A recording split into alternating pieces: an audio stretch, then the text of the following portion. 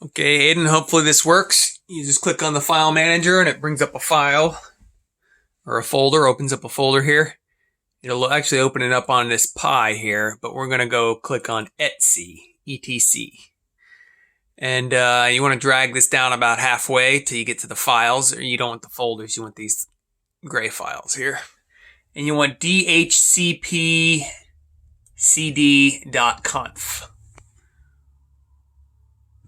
And I'll just double click on that. Okay, so, the purpose of what I'm doing, that's right. Maybe I should say that. The purpose, we are trying to make a static IP. Make it so every time the Pi boots up, it doesn't go to the DHCP server. Now, there's a DHCP daemon. That's a program that exists on the computer, on the operating system here.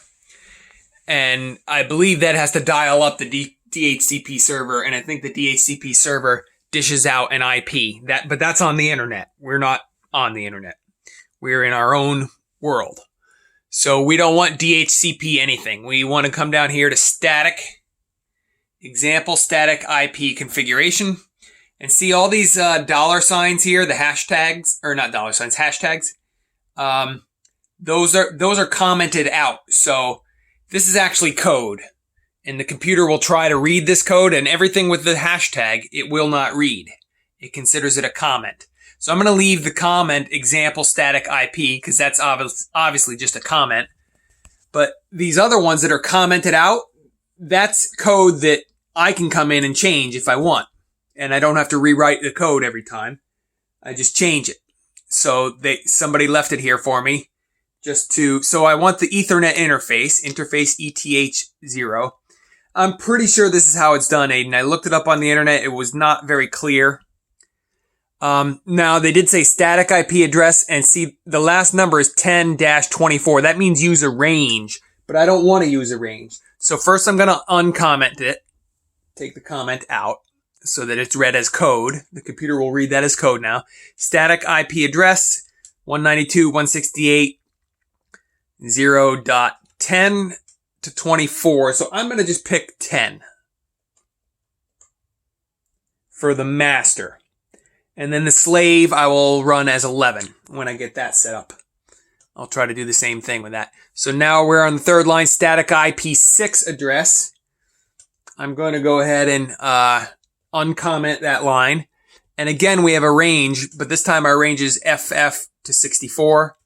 Again, I'm just going to go with FF.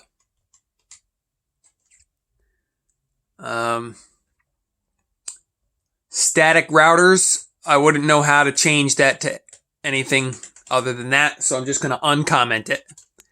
And static domain name servers. Again, I don't know how to change any of that. It's good. There's no ranges, so those are just exact numbers. I'm just going to go ahead and uncomment that.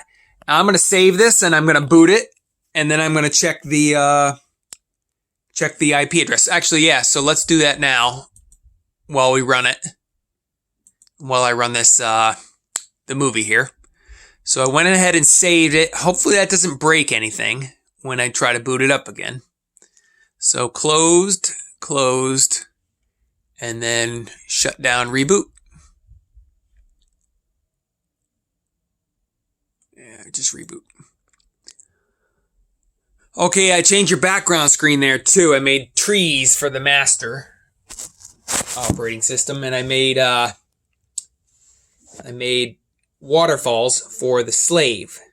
Now, you can tell your slave chip because I've colored it in red. Instead of the white lettering, it's red over blue. The other one has blue and white lettering. The master has the white letters. Oh, I didn't mean it that way either.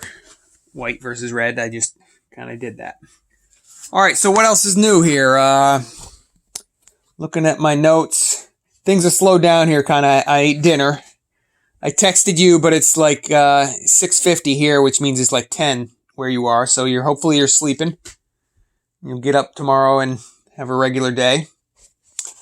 Oh, so pinging things. We want to learn how to ping. So here's some, because I didn't write down the directions very well. Whoops.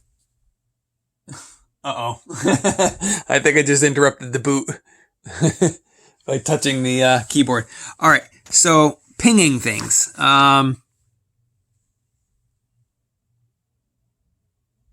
Hey, how come this it's all fuzzy? I can't really read it. Okay, so on Raspbian, you can ping space 0 equals ping space localhost equals ping space, and if you find your loopback IP, you can put the loopback IP ping space 127.0.0.1. That's almost always the same, the loopback IP. Or you can also write ping space raspberry-pi.local. It's different for Pi Core. So that's not very good notes, actually. I need a more comprehensive discussion of that. I can't just use that, but that's good for now, I guess. All right, what am I trying to do on here? Oh, look up the IP address. Oh, and I also found a way to spoof the MAC address, and to fix that to a one number only. And that's often a way people can track you on the internet. So if you want to be invisible, actually there's one there's one way on the Raspberry Pi you can just set the MAC address to one number so it's always the same. Or there's a program you can get that always spoofs it and always changes it every time you boot up.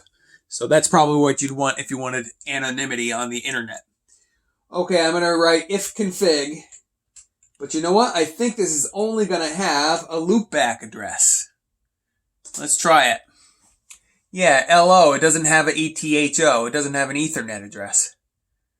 And you see the INET 127.0.0.1. That is the local loopback address. So, I'm curious. I don't know what it is that I set. If I just went in there and changed those numbers, it really should have changed something. Maybe it won't go into effect until I fire it up with the slave hooked into it. I don't know. I'll have to try to figure it out, I guess. I guess I won't be waking up tomorrow at 11 and sending this. It'll be another day or two till I figure it out. But I got a lot of other things I got to do. I got to paperwork. I got to go shopping again.